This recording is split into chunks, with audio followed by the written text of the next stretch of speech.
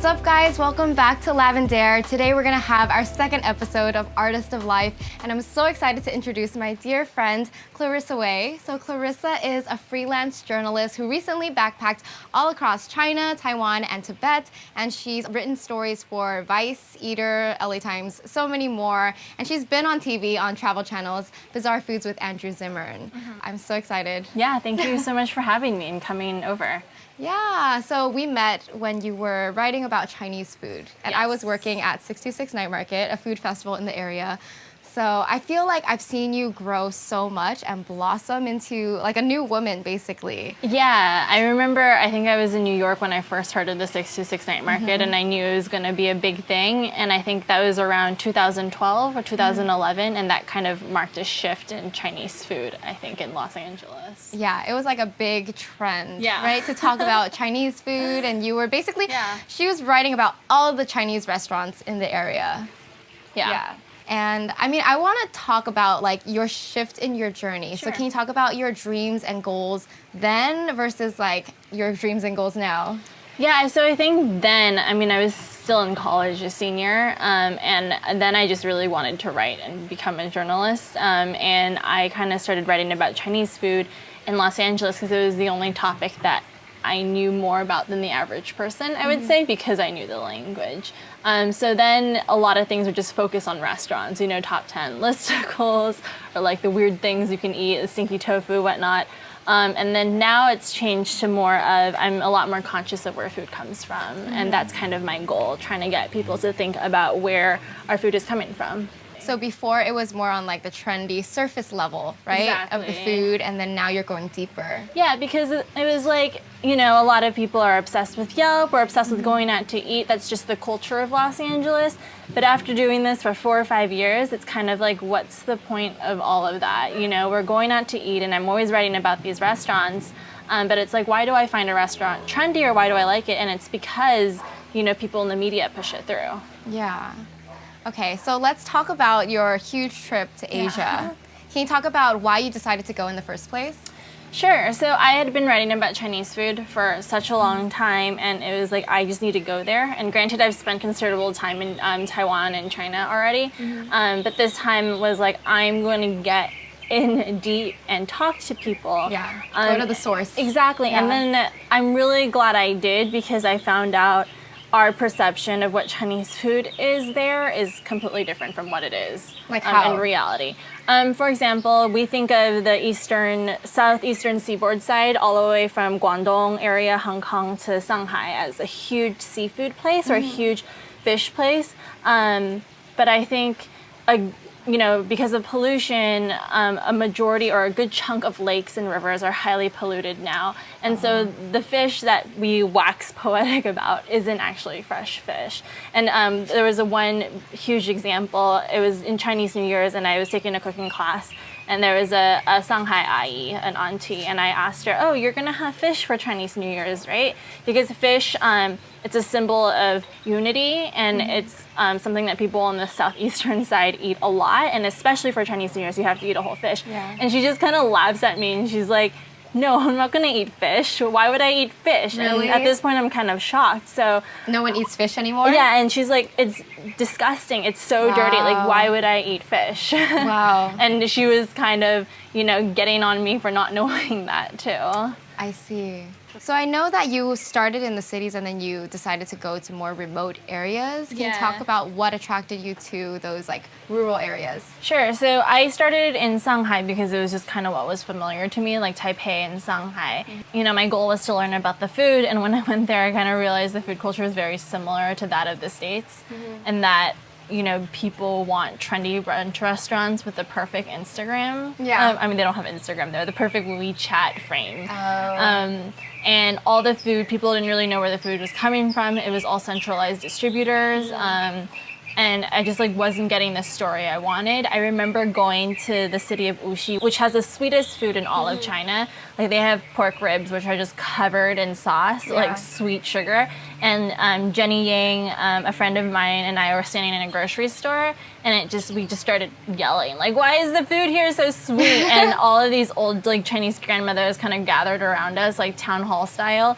Like on the street, you're just in the grocery store, okay. because we were just frustrated and we were just like talking really loudly in Chinese, but then it drew the attention of all these like Chinese grandmothers, and everyone was like, I don't know, this is the tradition of our ancestors, and it was just at that point I realized that people in this city are out of touch with their food culture. Not that there's anything bad with that, it's just that's not their priority, right? Because their priority is, you know, working in an office, getting money. There's no connection to the land. So after that, I decided to book it to a very remote town and at the base of Yellow Mountain, because I figured that is where I'm going to learn more about food with these people who know how to grow food. So what did you find when you went to that area? Yeah, so I was in a hostel and then at Huangshan at the base, and then the owners really liked me, and after that they said, okay, come with me, I'm gonna take you to my laojia, my old house.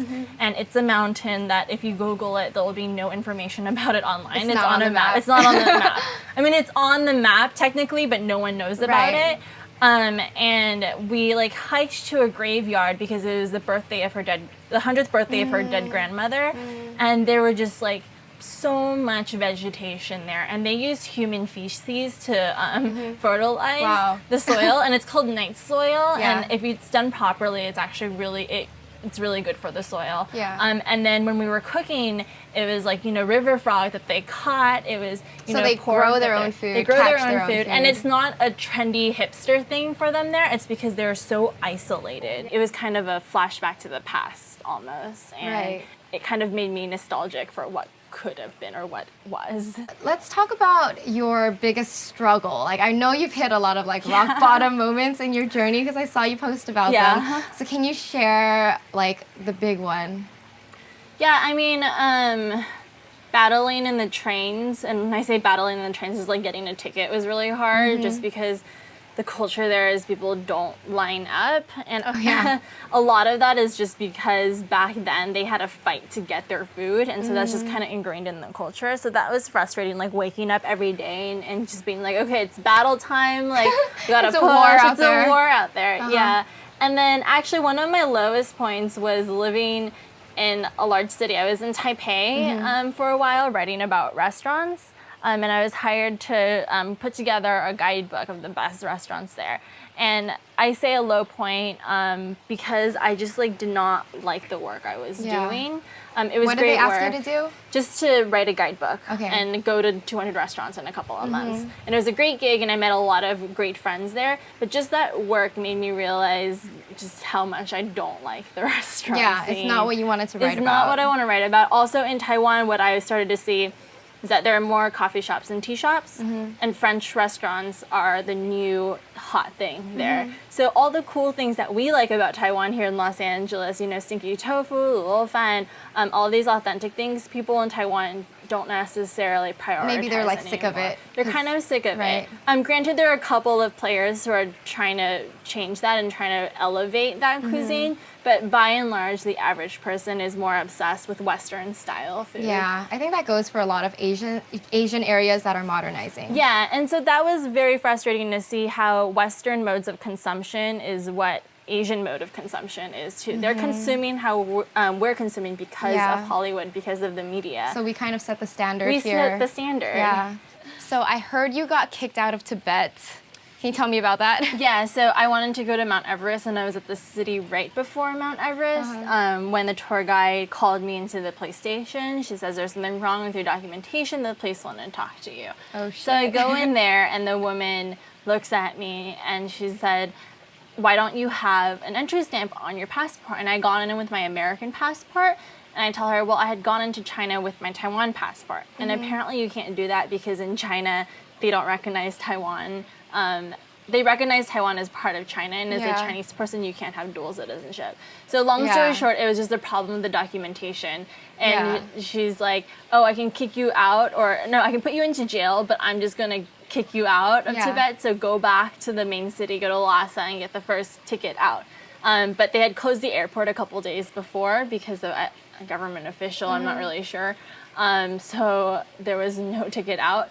So I was kind of stuck in Lhasa by myself for 3 days, but it was Wait, so how'd you get out? You just had to take a bus and I took a car to Lhasa, and then there was a flight out Yeah. But there were no available flights earlier than what I had. Yeah. So I was just stuck in Lhasa. So what did you do? I went to a Tibetan rock concert because I had met a girl there who was Tibetan, and she just took me to a local rock concert, which was awesome. Yeah. And I met some very famous artists as well, like oil painters. Awesome. So it was like really cool. I don't regret it, but it kind of sucked not being able to go to Mount Everest. Yeah, but I'm sure like when things go wrong, it leads you to something better. Yeah. Right? Yeah, it was really cool. I mean, on that car ride back, I met a woman who introduced me to a professor who turned the entire country of Bhutan organic. Yeah. And then I did an article on him. Yeah, so, I mean, I was upset, but I didn't have a mental breakdown because of that, because at this point I'd been used to so many things going wrong. Yeah, totally. Yeah. Can you talk about what you think was the most memorable part of your trip overall? Yeah, so the most surreal was camping with Tibetan nomads in the Tibetan grasslands in Lammusi in Sichuan province. And why that was so surreal to me was that they can make so much out of so little. So they live in a yak hair tent, and the space is, probably a little bit bigger than this table or this patio. Yeah. And they're able to, make their food, have dinner there. Their entire life just revolves in this tent. And over here in America, we have so much land, yet we don't really know what to do with all of it, or we're using it in a very inefficient way. So I saw people, for example, when people cook, they only use, one butcher knife, whereas here, people get really confused if you give them one butcher knife. They have to have all their like fancy paring knives and their different sizes. A little excessive. Exactly. Or, they just have one cutting board and they just make do with what they have. So I think that lesson, being in such a remote place, but seeing how much they had with so little, was the most surreal. Yeah. So you really don't need that much. No, not at all. Can you talk about their lifestyle? Like, what does that even look like to be a nomad? So it's really hard for women. They have to wake up, the women, and they're in their 20s and they have like 2 children already. Yeah. They wake up at 4 a.m. and they milk their yaks. And then during the day they have to dry out the milk curds because they use that's like part of their food. They just eat dairy and yak because nothing grows up there because it's very high elevation. So they make everything from yak milk, basically? Yeah. Cheese and butter? Yeah, but now with the introduction, of motorcycles and roads, they have vegetables. Okay. But mostly they just make butter, cheese, and milk. And do then they eat bread or rice with it? They make it into a thing called zampa. It's black tea with Highland barley powder, like a flour and butter. And then they knead it, so it's kind of like a protein bar. Interesting. Yeah. Yeah. And then the women also have to herd the yaks too. So they're out, and then dinner doesn't start until 9, 10 p.m. Wow. And then they sleep, and then they wake up, and they... So it's like an all day of work.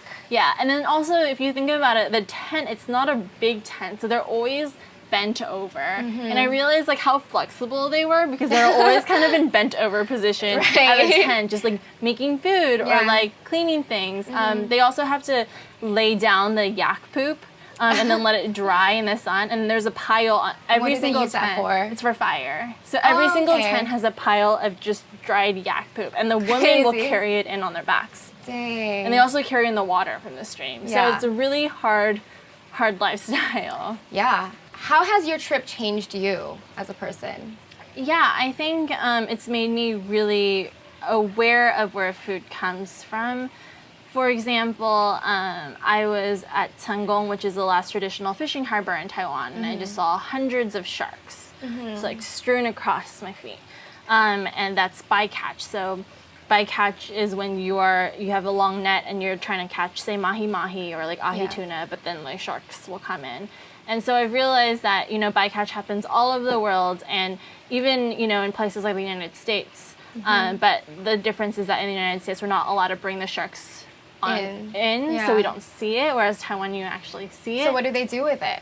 They'll actually sell the meat, but it's actually the cheapest cut of meat, ironically. Tuna is the cheapest? It's the cheapest, or one of the cheapest. Wow. Yeah, tuna is the most expensive, bluefin tuna. Yeah. But they're like so small.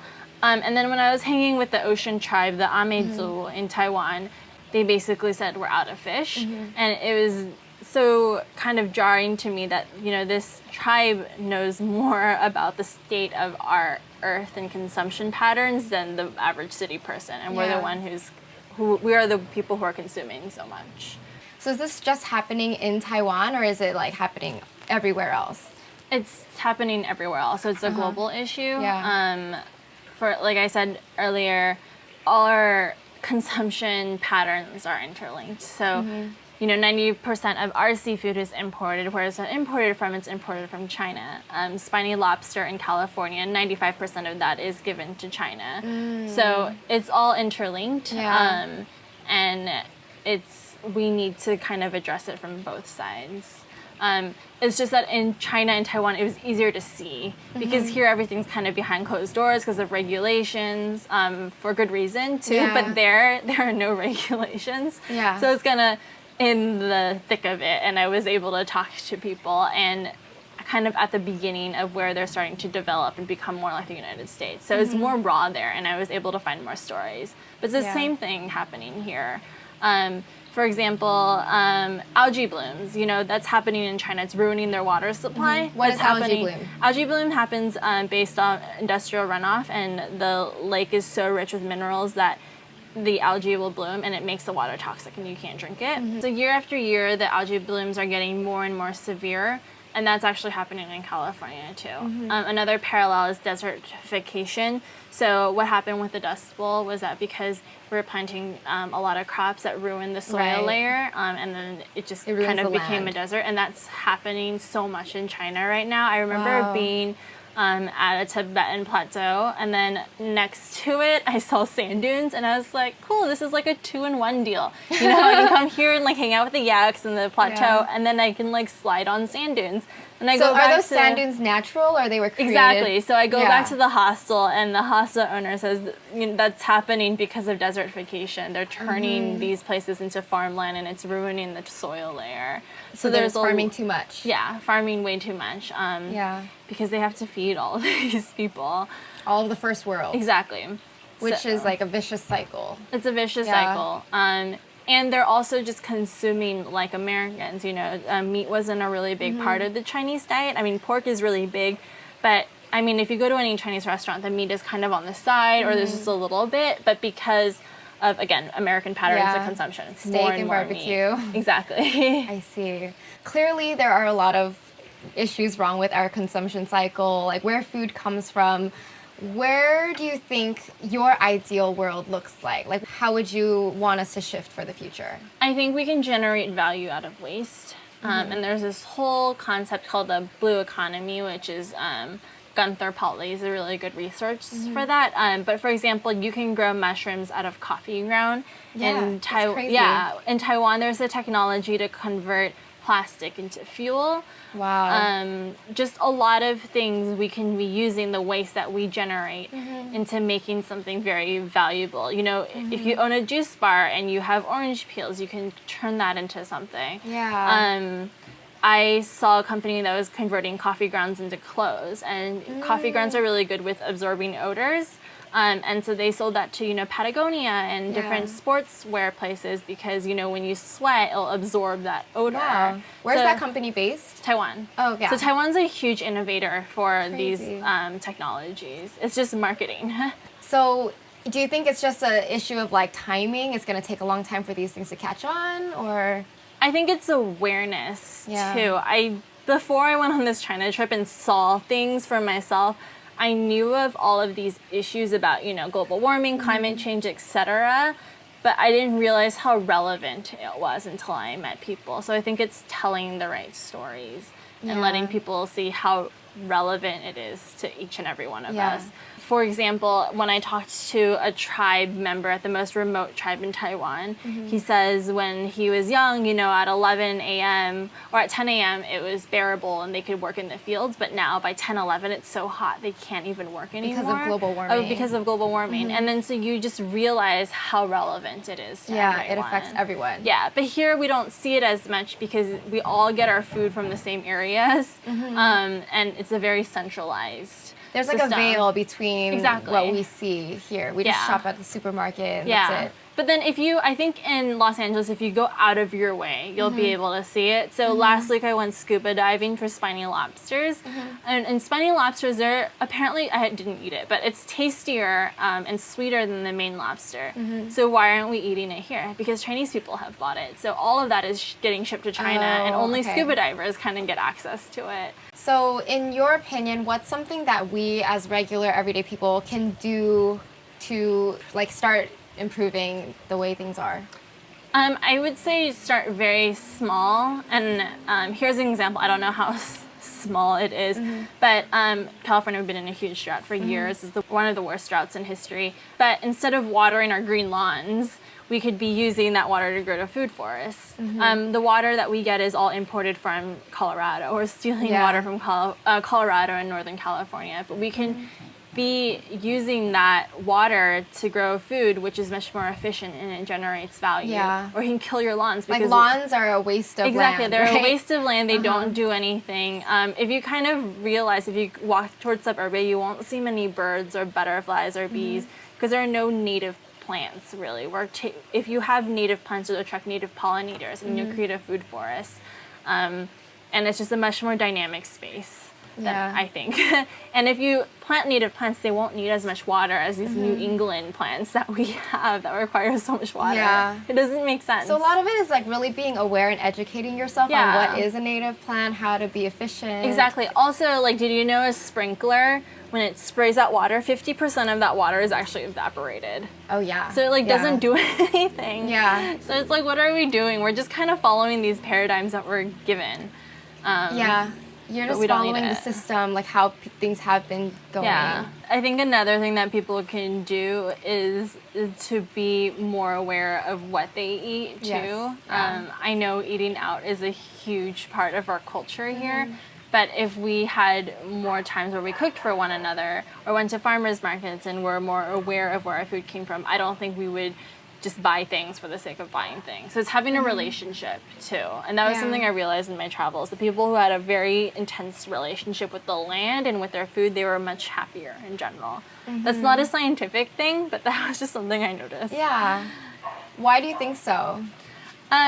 So the best example was the most remote tribe in Taiwan, right? And because they all had a vested interest in their land, everyone worked together. And I think that's kind of, everyone wants a community. Exactly. Yeah. Everyone wants community, but community is created when you kind of have a common cause or certain values, right? Yeah. And when your value is on that land, you not only take care of that land so it's fertile and it feeds you and shades you, but you work together and you have that common thing. And it's not something abstract, which can be, that just depends on different values. It's not a religion. It's a physical thing that you can cultivate and work on together. Yeah, because I feel like our culture now, we're so isolated. We live in our own homes. We like get in our own little car and we don't really connect. Yeah.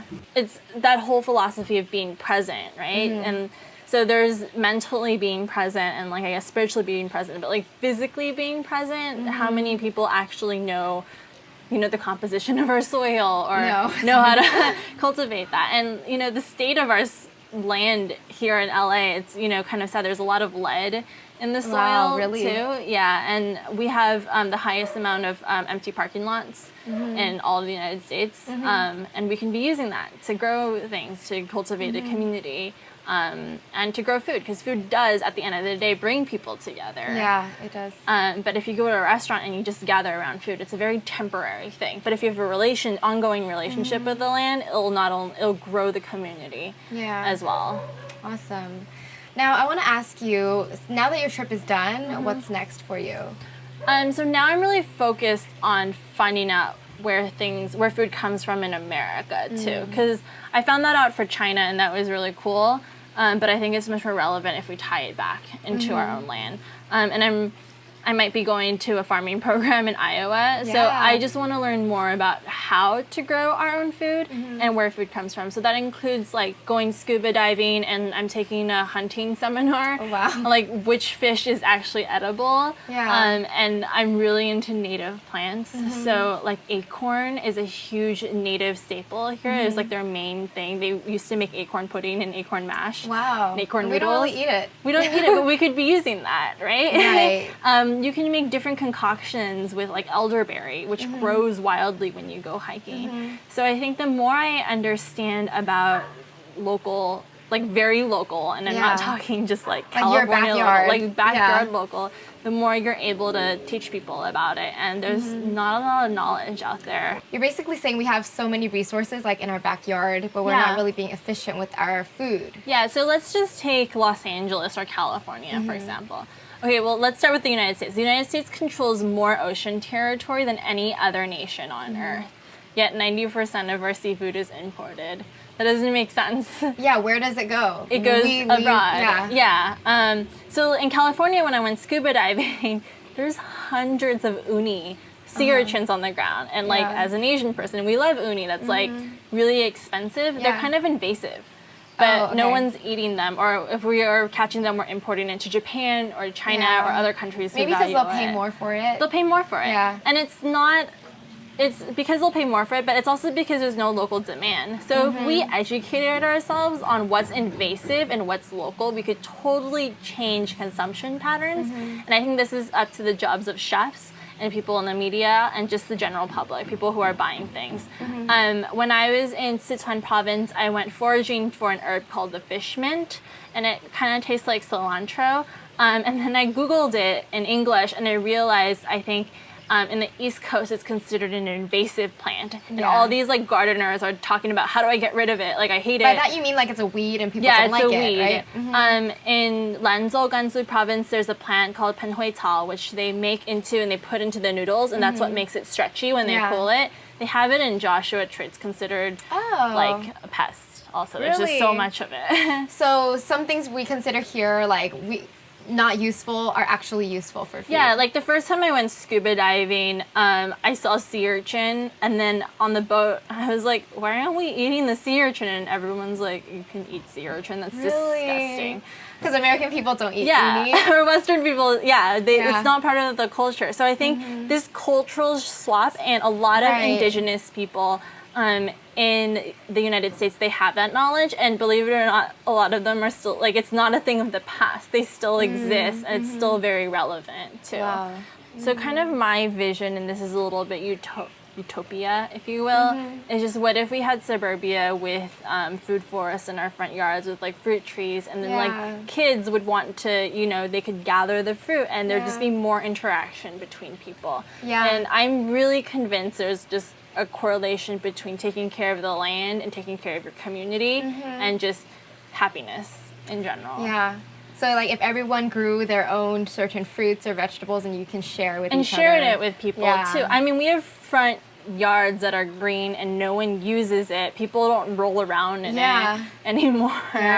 But if we had, you know, a food forest with so many different types of varieties, it wouldn't just be people too. It'd be, if you go to the arboretum, you'll see hummingbirds and butterflies and all of these different bringing creatures. nature alive bringing again. nature back. Yeah. And why I had that theory is if you go hiking out in the mountains, any hike you go to and you see a stranger, people will say hi to you. Yeah, people are so And nice. that's just the culture too when you're in nature, because it's like you are not the main thing there. And I think if we bring nature and we stop separating it with, you know, fences and like making it a weekend activity, if we just integrate ourselves with it, we would have a much better community. I love it. I think it's beautiful. So last question, do you have any advice for any aspiring writers, journalists, or travelers out there? I think put yourself in a zone that you are not comfortable with, because I think that's where the best stories will arise. So I think I started with that last year. I went to Nicaragua to hike volcanoes. I was a volcano trekking guide, and that was an experience I did not think I was going to write about, or I just like kind of wanted to take a break. And it was so out of my comfort zone that I just found a lot of different stories because things were just new and different, and I saw things from a different perspective from that. So I think if you want to be a writer, if you want to be a creative person and you're out of ideas and you just think you're in a slump, then put yourself in a zone that makes you uncomfortable, because that will change your perspective on certain things. Thanks so much for doing this with me. Thank you. I love you so much as a person. I think you're so cool. Thank you. This is great. So everyone out there, you can check out more about Clarissa Wei at clarissawei.com, Facebook, Twitter, everything is on the screen right here. Thanks so much for watching, and I'll see you guys next time. Bye. Bye.